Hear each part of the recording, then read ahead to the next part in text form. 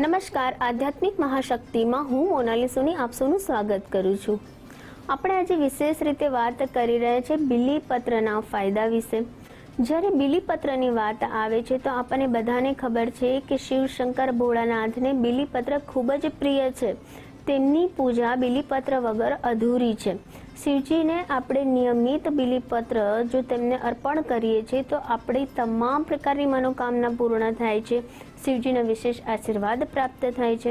ત્યારે આજે આપણે જ્યોતિષશાસ્ત્રની સાથે સાથે કેટલાક એવા ઉપાયોની પણ વાત કરીશું જે ઉપાય કરવાથી વ્યક્તિના જીવનમાં તેના ભાગ્યોમાં વૃદ્ધિ થાય, તેના જીવનમાં ઉન્નતિ આવે અને સાથે સાથે આરોગ્યની દ્રષ્ટિએ પણ, આયુર્વેદની દ્રષ્ટિએ પણ બેલોપત્રના વિશેષ ઉપાયો કે તેનો ઉપયોગ કરીને તમે તમારા આરોગ્યને પણ સારું બનાવી શકો છો। જો કોઈ પણ વ્યક્તિ પોતાના જીવનમાં બિલ્વ વૃક્ષ રોપે છે, તેની માવજત કરે છે, તો તે વ્યક્તિનું આ જીવન અને તેના દરેક પરિવારના લોકોને અને તેની પેઢી દર પેઢીના તમામ પ્રકારના સુખો તેને અર્પણ થાય છે। તેના જીવનનો મોક્ષ થાય છે, તેના પાપો, તેના કષ્ટો જે છે તે નષ્ટ થઈ જાય છે। માતાની લક્ષ્મીજીના પણ તેના આશીર્વાદ મળે છે અને સાથે સાથે શિવજીના પણ આશીર્વાદ તેને પ્રાપ્ત થાય છે। બિલ્વ વૃક્ષ જે છે તે આરોગ્યની દ્રષ્ટિએ જોવામાં આવે તો તે તમારા પિત્ત દોષને શાંત કરનારું છે, સાથે સાથે તમારા શરીરની ગરમીને શોષણ કરનારું છે।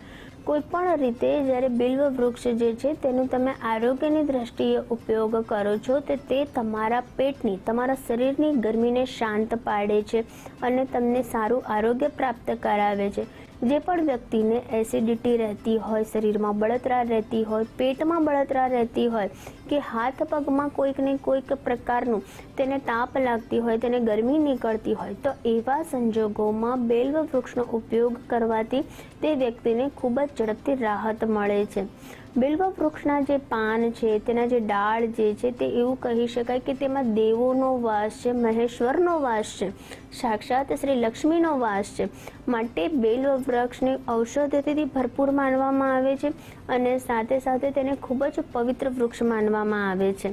બીલીપત્રના વિશેષ રીતે ઉપાયની જ્યારે વાત કરવામાં આવે છે તો એવું કહેવામાં આવે છે કે શિવજીની પૂજા બીલીપત્ર વગર અધૂરી છે। બીલીપત્રના જે 3 પંથ છે એટલે કે જે બ્રહ્મા, વિષ્ણુ અને મહેશનું પ્રતીક પણ માનવામાં આવે છે। ત્યારે દર સોમવારના દિવસે તમારે ગાયના દૂધથી શિવજીનો અભિષેક કરો છો અને ત્યારબાદ તેમાં તમે 5 બીલીપત્ર શિવજીને અર્પણ કરો છો તો પણ તમને હંમેશા શિવજીના આશીર્વાદ પ્રાપ્ત થાય છે। કોઈ પણ તેઓ માનસિક, શારીરિક કે આર્થિક જો કોઈ પણ વ્યક્તિને તકલીફ હોય તો તે ખૂબ જ ઝડપથી તેની દૂર થાય છે। જ્યારે કોઈ પણ વ્યક્તિ જે છે તેના દાંપત્ય જીવનમાં કેટલી કડવાહટ આવી ગઈ છે, મતભેદ ઉત્પન્ન થાય છે કે પછી કેટલાક લોકો જેના લગ્ન નથી સમયસર થઈ રહ્યા, તેમને કોઈ જીવનમાં સારું પાત્ર નથી મળી રહ્યું, ત્યારે તેવા વ્યક્તિએ 11 સોમવાર 108 બીલીપત્ર શિવજીને અર્પણ કરવા જોઈએ। માતા પાર્વતીજીને શ્રૃંગાર અર્પણ કરવો જોઈએ અને ત્યાં બેસીને શિવજીના પંચાક્ષરી મંત્ર ઓમ નમઃ શિવાય મંત્રનો તેમણે જાપ કરવો જોઈએ। જો આ વિશેષ ઉપાય 11 સોમવાર સુધી કોઈ પણ વ્યક્તિ કરી લે છે તો તેના જીવનમાં ખૂબ જ સારું પાત્ર આવે છે અને સાથે સાથે તેનું દાંપત્ય જીવન પણ પ્રેમ અને માધુર્યથી ભરેલું રહે છે। જે વ્યક્તિને સ્વાસ્થ્ય સંબંધિત કેટલીક સમસ્યાનો વારંવાર સામનો કરવો પડે છે, તે વ્યક્તિનું આરોગ્ય સારું નથી રહેતું, ત્યારે તેવા સંજોગોમાં બેલ્વપત્રને તેણે ચંદનમાં બોળીને ચંદન મિશ્રિત બેલપત્ર શિવજીને અર્પણ કરવા જોઈએ। 11 કે 21 બેલ્વપત્ર શિવજીને અર્પણ કરવા અને ત્યાં બેસીને મહામૃત્યુંજય મંત્રનો જાપ તેણે રુદ્રાક્ષની માળાથી કરવો જોઈએ। જો આ વિશેષ ઉપાય કોઈ પણ વ્યક્તિ કરી લે છે તો તેને આરોગ્ય સંબંધિત જેટલી પણ સમસ્યાઓ છે તેમાંથી તેને નિવારણ પ્રાપ્ત થાય છે, વ્યક્તિનું આરોગ્ય સુધરવા લાગે છે। જ્યારે તમે તમારી સંતાનની રક્ષા માટે શિવજીને પ્રાર્થના કરો છો, બાળકના આ સારા આરોગ્ય અને સારા કરિયર માટે, સારા ઉત્તમ જીવન અને ઉત્તમ સ્વાસ્થ્ય માટે તમે પ્રાર્થના કરો છો, ત્યારે વિશેષ રીતે તમારે બાળકની જેટલી ઉંમર છે તેટલા તમારે બેલ્વપત્ર લઈ લેવા જોઈએ। આ બેલ્વપત્રને તમારે ગાયના દૂધમાં બોળીને ગાયના દૂધ મિશ્રિત બેલ્વપત્ર શિવજીને અર્પણ કરવા જોઈએ। ત્યાં બેસીને ઓમ નમો ભગવતે મહાદેવાય નમઃ આ મંત્રનો 108 વાર જાપ કરવો જોઈએ અને પોતાના સંતાનના સારા સ્વાસ્થ્ય, સારા જીવન માટે તમારે શિવજીને પ્રાર્થના કરવી જોઈએ. આ નિયમિત ઉપાય તમે દર સોમવારે કરો છો અથવા તો નિત્ય કરો છો તો પણ તમારા સંતાનની શિવજી રક્ષા કરે છે, તેમને ઉત્તમ જીવન પ્રદાન કરે છે. જ્યારે તમારા ઘરમાં પૈસા ટકતા નથી, તમારી પાસે જ્યારે હોય ત્યારે પૈસાની તંગી, ધનની તંગી તમને વારંવાર સતાવતી હોય, ત્યારે તમારે વિશેષ રીતે શિવ મંદિરે જવાનું છે. ત્યારબાદ તમારે શિવજીને અક્ષત ચોખા અર્પણ કરવા અને બિલ્વપત્ર શિવજીને અર્પણ કરવાનું છે. તમારે 51 અથવા 108 બિલ્વપત્ર શિવજીને અર્પણ કરવો. શ્રી શિવાય નમોસ્તુભ્યમ અથવા તો પંચાક્ષરી મંત્રનો જાપ કરી ત્યારબાદ એક બેલ્વપત્ર પોતાની પાસે રાખી લેવાનું છે. આ બેલ્વપત્ર તમે તમારી તિજોરીમાં અથવા તમારા પર્સમાં હંમેશા પાસે રાખો.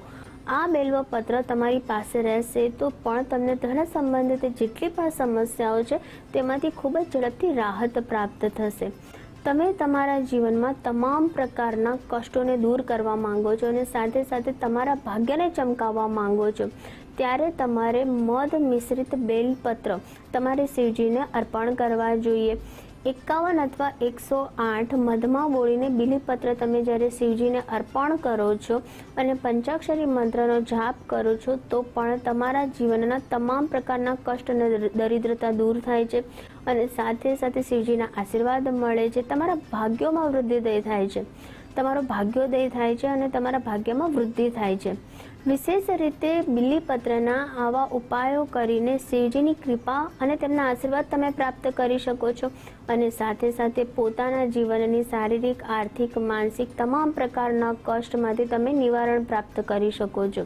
અંતિમ વિશેષ ઉપાયની વાત કરીએ કે તમામ પ્રકારના સુખ, સમૃદ્ધિ, ઐશ્વર્ય પ્રાપ્ત કરવા માટે, માન સન્માન પ્રાપ્ત કરવા માટે અને ધનની કમીને દૂર કરવા માટે તમારે વિશેષ રીતે પંચામૃતથી શિવજીનો અભિષેક કરવો જોઈએ અને ત્યારબાદ 5 પ્રકારના ફળોનો રસ બનાવી તમારે 108 બિલ્વપત્ર તમારે તે રસમાં ડૂબોડીને શિવજીને અર્પણ કરવા જોઈએ.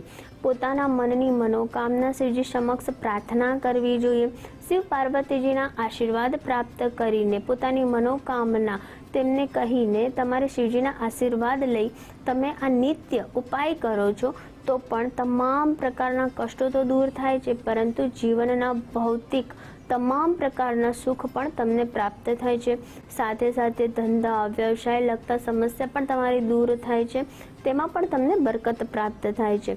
તો બિલ્વપત્રના વિશેષ રીતે ઉપાયો કરીને પણ તમે તમારા જીવનને ખૂબ જ સારું અને ખૂબ જ ઉન્નતિ બનાવી શકો છો.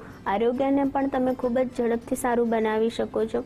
તો બિલ્વપત્રના વિશેષ ઉપાયો કરીને અને તેનું મહાત્મ્ય સમજીને તમે પણ તે ઉપાયો કરશો. તે સાથે હું રજા લઉં છું. નમસ્કાર.